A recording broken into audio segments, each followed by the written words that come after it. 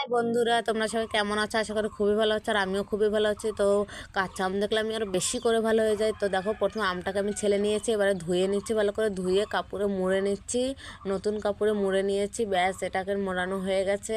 এবারে এটাকে আমি থেতো করব। এবার দেখো, এটাকে আমি থেতো করছি, থেতো করা হয়ে গেছে। এবারে আমি বীজটাকে ফেলে শুকনো লঙ্কা দিয়ে দিলাম ওর ভিতরে। শুকনো লঙ্কা বেশি করে দিয়েছি, নাহলে ঝাল ঝাল না হলে টেস্টি হয় না। নুন ঝাল বেশি করে হবে ঠিকঠাক করে। এবার পরিমাণ মতো নুন দিয়ে দিচ্ছি। তো নুন দেওয়ার পরে আমি এটাকে আবার থেতো করব। এটা হলো নতুন সিস্টেমের খাওয়া। আমরা মাখিয়েও খেতে পারি, কিন্তু এটা আবার অন্য ধরনের খাওয়া। আমরা একটু দেখলাম যে কেমন লাগে খেতে এরকমভাবে। তো এটাকে এবার থেতো করছি, প্রায় থেতো করা হয়ে এসছে।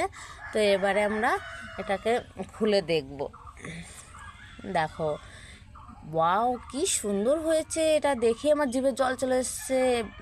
বাপরে, দেখে আমি না খেয়ে আর থাকতেই পারছি না। ব্যাস, এবার খেয়ে নিলাম। ওয়াও কি টেস্টি!